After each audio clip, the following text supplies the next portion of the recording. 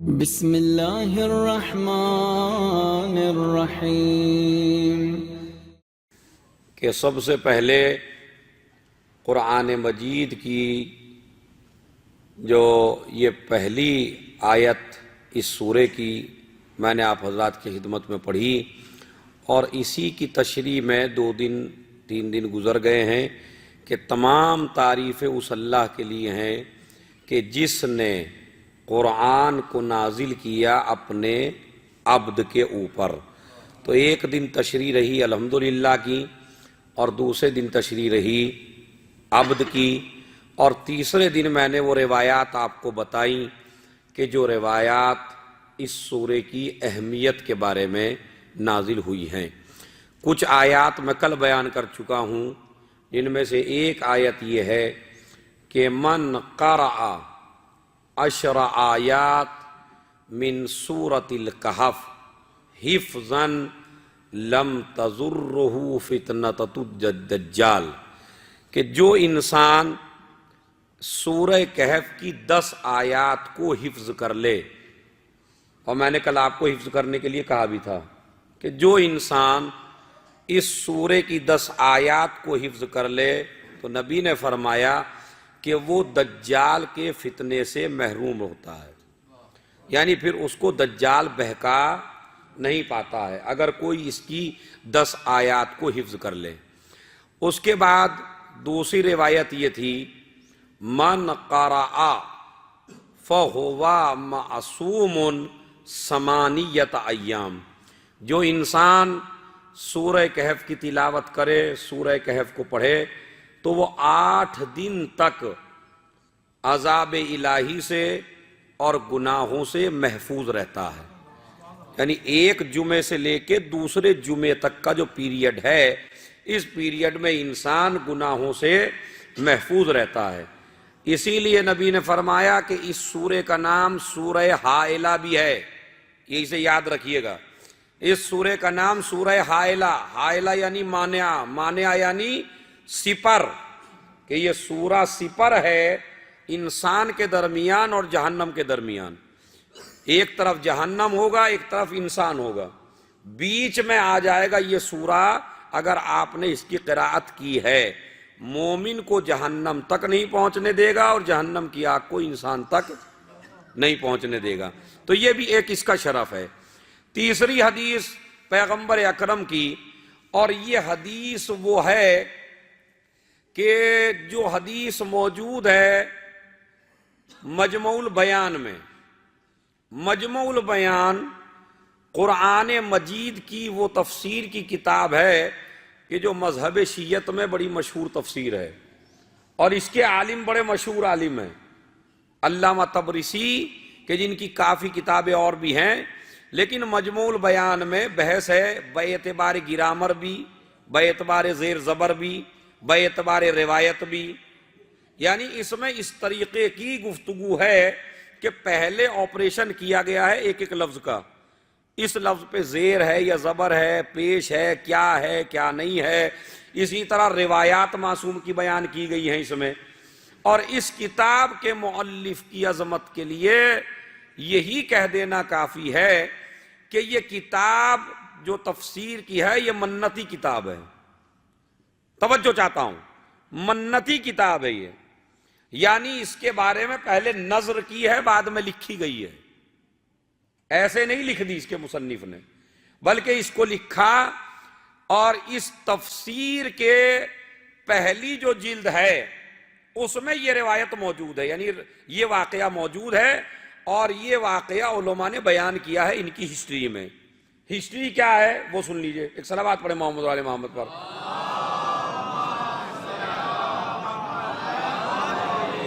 بڑی عجیب و غریب بات ہے، اس کتاب میں وہ لکھتے ہیں کہ علامہ طبرسی کو سکتہ ہو گیا۔ سکتہ جانتے ہیں آپ؟ ایسا جیسے موت سے مشابہ، اسے کہتے ہیں سکتہ۔ معلوم ہی نہیں ہو رہا ہے انسان یہ بیچارہ زندہ ہے یا مر گیا ہے، سکتے کی حالت میں ہے علامہ۔ اب رشتہ داروں نے دیکھا، اس وقت اتنی تحقیق نہیں تھی، اتنی ریسرچ نہیں تھی، ایسی میڈیکل میں اتنی ترقی نہیں ہوئی تھی، تو انہوں نے دیکھا کہ بھئی ایک آدمی صبح سے لے کے شام ہو گئی اٹھ ہی نہیں رہا ہے، ایسا محسوس ہو رہا ہے جیسے مر گیا۔ انہوں نے غسل دیا، کفن دیا، نماز جنازہ پڑھوائی اور لے جا کے قبرستان میں دفن کر دیا۔ سنیے، توجہ چاہتا ہوں، قبرستان میں لے جا کے دفن کر دیا علامہ طبرسی کو۔ اب یہ سکتے سے اس وقت اٹھے جب ان کی آنکھ کھلی تو یہ قبر کے اندر تھے۔ جب قبر کے اندر ہیں تو اب کیا کریں، پریشان ہیں، مجبور ہیں، کوئی آواز سننے والا نہیں ہے۔ ایسے ماحول میں اس عالم دین نے قبر میں رہتے ہوئے اللہ سے ایک دعا کی، پروردگار اگر تو نے مجھے میری قبر سے زندہ نکال دیا تو میں تیری کتاب کی، تیرے قرآن کی ایک بہترین تفسیر لکھوں گا، اگر مجھے یہاں سے زندہ نکال لیا گیا تو ایک تفسیر لکھوں گا قرآن کریم کی۔ کہتے ہیں اسی وقت جو ہے رات کے وقت ایک قبر کھودنے والا، جسے کہتے ہیں کفن چور، وہ کفن چور پہنچا وہاں اور اس نے قبر کو کھودا، اور قبر کھودنے کے بعد اب جو کفن نکالنے کے لیے اس نے ہاتھ ڈالا تو انہوں نے اس کا ہاتھ پکڑ لیا، اس کا ہاتھ پکڑ لیا۔ جیسے ہی ہاتھ پکڑا تو اب وہ چیخنے لگا، بھئی یہ تو مردہ زندہ ہو گیا، اب میرا کیا ہوگا؟ جیسے یہ چیخا اس نے کہا نہیں نہیں، میں زندہ ہوں اور میں تمہیں اپنا قصہ بتا رہا ہوں، تم مجھے قبر سے نکالو، یہ میں کفن بھی دوں گا، تمہیں اور زیادہ پیسہ بھی دوں گا، اور تمہارے راز کو میں کسی سے کہوں گا بھی نہیں۔ اب آپ دیکھ لیجئے، اگر دنیا کا کوئی اور بندہ ہوتا تو جیسے ہی نکلتا سب سے پہلے یہ کہتا تجھے کیوں دوں میں، اس لیے کہ تو چور ہے، اتنا برا کام کرتا ہے، لیکن چونکہ وعدہ کر چکے ہیں کہ میں تیرے راز کو کسی سے فاش نہیں کروں گا، تاکہ دنیا کو بتا دیا جائے کہ جن کے بندے اتنے عیب چھپانے والے ہیں ان کا خدا کیسا عیب چھپانے والا ہوگا۔ ایک صلوات پڑھ دیں محمد اور آل محمد پر۔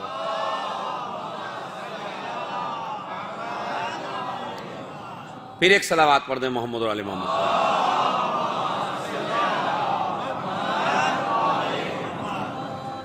جیسے ہی ان کو نکالا، گھر پہنچایا، انہوں نے اس کو کفن بھی دیا، پیسہ بھی دیا، دولت بھی دی، اور اس کے بعد اب دیکھیے جب انہوں نے راز کو فاش نہیں کیا تو ایک دن خود ہی آیا اور اپنے سارے گناہوں کی معافی مانگ کے چلا گیا۔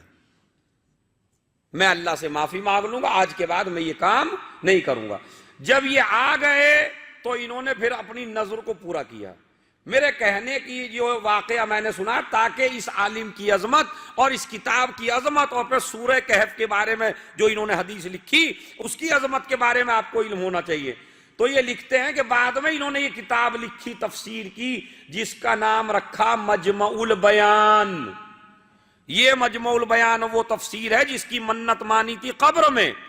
اس کا مطلب یہ ہے کہ منت خالی بریانی کی نہیں ہوتی، منت خالی جلیبیوں کی نہیں ہوتی، منت خالی دوسری چیزوں کی نہیں ہوتی۔ میں یہ نہیں کہتا یہ منت مانگنا صحیح نہیں ہے، منت ساری مانگیے، لیکن کبھی وہ منتیں بھی تو مانگیے جن کے بارے میں اہل بیت نے بتایا ہے۔ نماز کی منت مانیے، روزے کی منت مانیے، علم پھیلانے کی منت مانیے۔ ہمارے یہاں جو یہ رواج چلا ہے کہ تھوڑا سا میرا کام کچھ ہوا اب میں ایک دیگ اترواؤں گا، ٹھیک ہے کوئی مسئلہ نہیں ہے، اچھی بات ہے، اتروانی چاہیے، نظر بہترین چیز ہے، اس لیے کہ کم سے کم جو کبھی نہ کھلاتا ہو تو نظر کے بہانے تو کھلائے گا، سخاوت تو پیدا ہوگی کم سے کم اس کے اندر۔ لیکن میں یہ کہہ رہا ہوں کہ آپ یہ نہ دیکھیے کبھی مثلا جب بچے بیمار ہوئے تو جناب زہرا نے کیا مانا؟ روزہ۔ مولا کائنات جب کہتے ہیں جب مجھے کوئی پریشانی آتی ہے یعنی کائنات کا مشکل کشا ہے تو میں 2 رکعت کی منت مان لیتا ہوں۔ تو جب آپ کو طریقہ معصومین بتا رہے ہیں، شہزادیاں بتا رہی ہیں، تو یہ منت بھی مانیے مگر وہ بھی مانیے جو آپ کو معصومین نے بیان فرمائی ہے۔ لہذا اتنا بڑا عالم، اتنا عظیم عالم، انہوں نے اب ایک حدیث لکھی، فرماتے ہیں الا ادلکم، کیا میں تمہیں رہنمائی کروں علی سورتین، ایسے سورے کی طرف شیعہا 70,000 ملک، کہ جس سورے کے نازل ہونے میں اتنا اہتمام رکھا گیا جتنا اہتمام کسی سورے میں نہیں رکھا گیا، کہ جب اس سورے کو لائے تو 70,000 ملائکہ اور نور زمین سے لے کے آسمان تک پھیل گیا۔ کہا یا رسول اللہ بتائیے وہ کون سا سورہ ہے؟ تو نبی نے فرمایا ہے سورۃ الکہف، وہ ہے سورہ کہف، کہ جس کی وجہ سے نور پھیل جاتا ہے۔ اور نبی کی چوتھی حدیث سنیے، نبی فرماتے ہیں من قرأ، دیکھیں آج میں سورہ کہف کی فضیلت میں کل داخل ہو گیا ہوں، آج اس کو مکمل کر کے اس کی تفسیر میں جاتا ہوں۔ من قرأ سورۃ الکہف الی آخر الآیہ، یا بعض روایات میں ہے من قرأ الی آخر الآیہ، جس نے آخری آیت کو پڑھا یعنی اس سورے کی، تو پروردگار عالم جب یہ بستر پہ لیٹا اور بستر پہ لیٹ کے ان نے سورہ کہف کی آخری آیت کو پڑھا، تو پروردگار عالم اس کے بستر سے لے کے کعبے تک نور ہی نور پھیلا دیتا، نور ہی نور۔ یعنی جیسے میں بستر پہ لیٹا وضو کر کے اور میں نے اس سورے کو پڑھا، اس کی ایک آیت کو پڑھا آخری والی کو، تو کہتے ہیں نور اب وہ دکھائی نہیں دیتا کسی کو، وہ نور چلا جاتا ہے، اور جب تک یہ سوتا رہتا ہے تب تک اس کے اوپر صلوات ہوتی رہتی ہے، اس کے سارے گناہ معاف ہو جاتے ہیں۔ اب ایک شخص نے کہا کہ مولا یا رسول اللہ یا معصوم میرے آقا یہ تو فرمائیے اگر کوئی کعبے ہی میں ہو، یہ تو اس کے لیے ہے کہ کہیں دور سویا ہو، لیکن اگر کوئی کعبے میں ہو تو اب امام نے فرمایا اگر کعبے کے آس پاس لیٹ کے پڑھا ہے تو پھر اس کعبے تک نور نہیں جاتا، وہ جو حقیقی کعبہ اوپر بنا ہوا ہے جسے بیت المعمور کہتے ہیں، لیکن بیت المعمور کے نیچے ہے یہ کعبہ، آسمان پہ ہے بیت المعمور، تو اس کا نور پہنچتا ہے کہاں تک؟ بیت المعمور تک۔ اب میں توجہ چاہتا ہوں عزیزوں، کس نے نور پہنچایا آسمان تک؟ ایک خاکی بندے نے، ایک خاکی انسان نے نور پہنچا دیا آسمان تک۔ اگر سورہ کہف پڑھ لے، اس کا مطلب یہ ہے کہ قرآن کریم وہ نعمت ہے جو خاکی انسان کو اتنا بلند کر دیتا ہے کہ یہ ان کو نور پہنچاتا ہے جو دنیا کو نور پہنچاتے ہیں، یعنی آسمان پر نور ہی نور ہے۔ اور پانچویں روایت، اس کے بعد پھر میں تفسیر میں داخل ہوتا ہوں۔ پانچویں روایت، یہ علامہ قرطبی بڑے مشہور عالم ہیں، مسلمانوں میں بڑے مشہور عالم ہیں علامہ قرطبی، انہوں نے نقل فرمایا من قرأ سورۃ الکہف اعطی لہ نور ما بین السماء والارض، کہ جب انسان سورہ کہف پڑھتا ہے تو پروردگار عالم اس انسان کو ایک نور عطا کرتا ہے، اور یہ نور زمین اور آسمان میں پھیل جاتا ہے، اندھیرے دور ہو جاتے ہیں۔ وقیا بہ فتنۃ القبر، اور پھر یہ نور انسان کی مدد کرتا ہے قبر میں آ کے، یعنی قبر میں انسان کو نجات دلاتا ہے، وحشت نہیں ہوتی، ڈر نہیں لگتا، فشار نہیں ہوتا، پریشانی نہیں ہوتی۔ اب سمجھ میں آیا جس سورے کی اتنی فضیلت ہے اس کو حسین نے کیوں تلاوت کیا؟ حسین ابن علی نے ایسے ہی نہیں، ورنہ کوئی بھی سورہ پڑھ دیتے وہی معجزہ ہوتا، لیکن میرے مضمون میں یہ انشاءاللہ کل آپ کو میں بتاؤں گا کیا کیا ریزنز ہیں کہ امام نے اسی سورے کو پڑھا۔